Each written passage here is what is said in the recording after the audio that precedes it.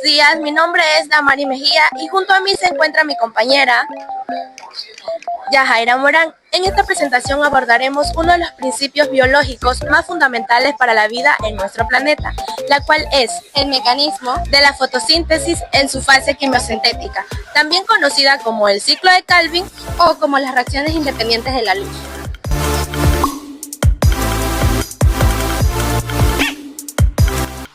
Hola Yajaira, ¿nos podrías explicar qué es la fotosíntesis? Muy buena pregunta.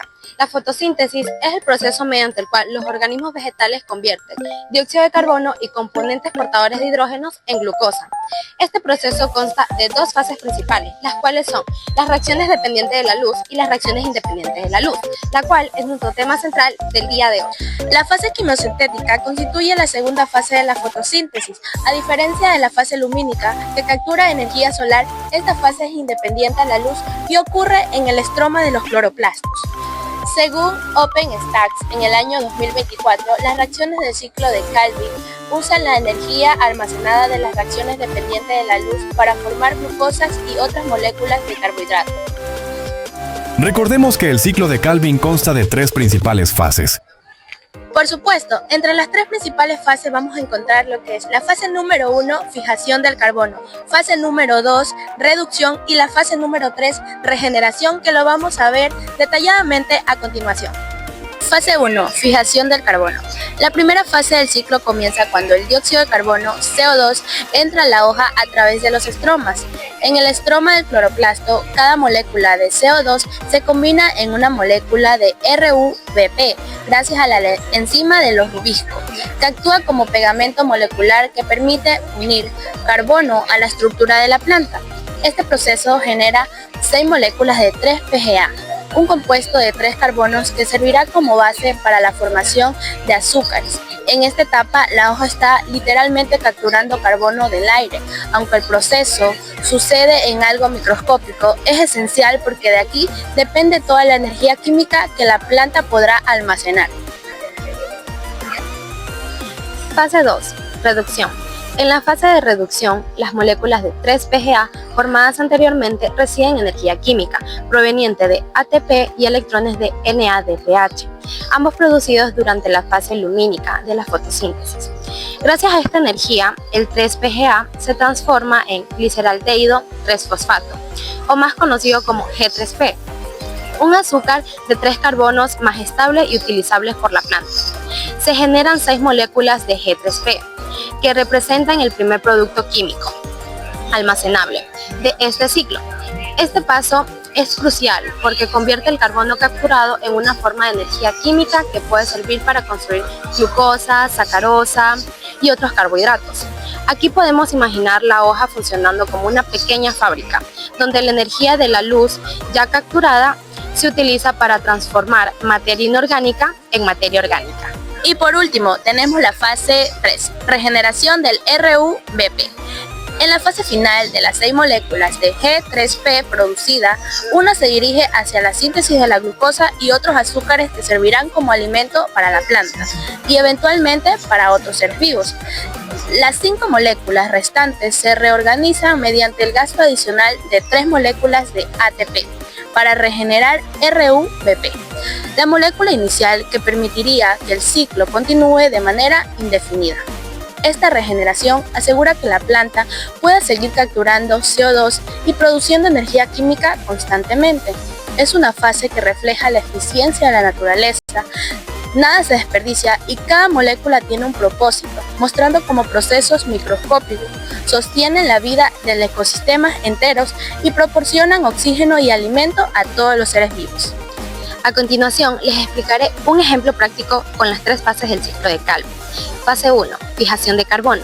En una hoja de girasol durante un día soleado, los estromas se abren y permiten la entrada de 3 moléculas de dióxido de carbono desde el aire. Una vez dentro del cloroplasto, en el estroma, cada molécula de CO2 se une con una molécula de RUBP, gracias a la enzima Rubisco, que es considerada la más abundante de la naturaleza. Como resultado de esta unión, se forman 6 moléculas de 3-PGA, que son compuestos simples de 3 carbonos. En este punto, la planta logra capturar el carbono del aire y transformarlo en una molécula orgánica inicial que servirá de base para producir azúcares. Fase 2. Reducción. En esta etapa, la planta necesita energía para convertir moléculas iniciales en compuestos más útiles. Para ello, utilicé 9 moléculas de ATP, que funcionan como bacterias energéticas, y 6 moléculas de NADPH, que aportan electrones. Con esta ayuda, las 6 moléculas de 3-PGA se transforman en 6 moléculas de G3P.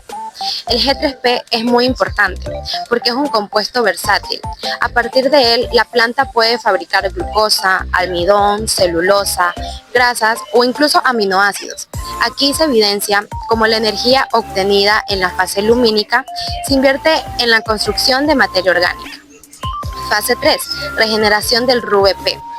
De las 6 moléculas de G3P obtenidas, solo una sale del ciclo como ganancia neta y puede ser usada para formar glucosa u otros azúcares de reserva.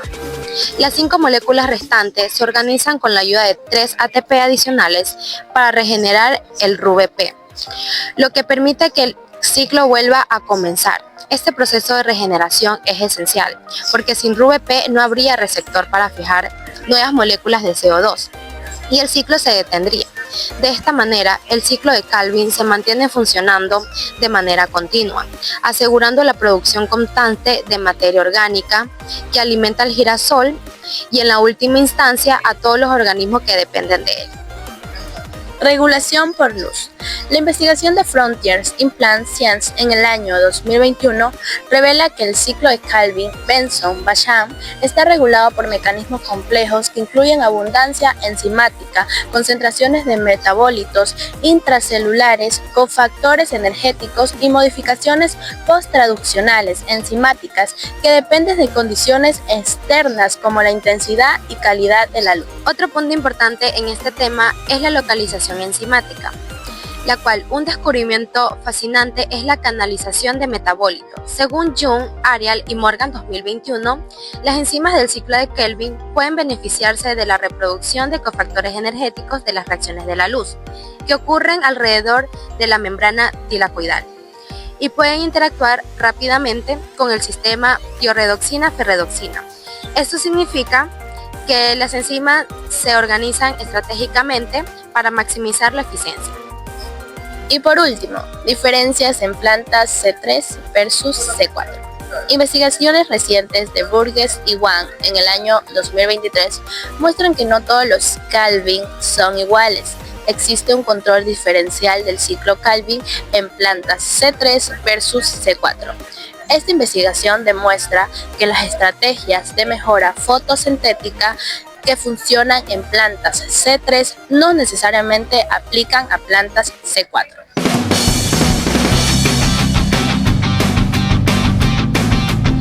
En mi opinión, la fase quimiosintética de la fotosíntesis, o también llamada fase oscura o ciclo de Calvin, es una de las partes más fascinantes del proceso, porque nos muestra que gracias a la energía obtenida de la fase luminosa, la planta puede transformar el dióxido de carbono en glucosa mediante el ciclo de Calvin.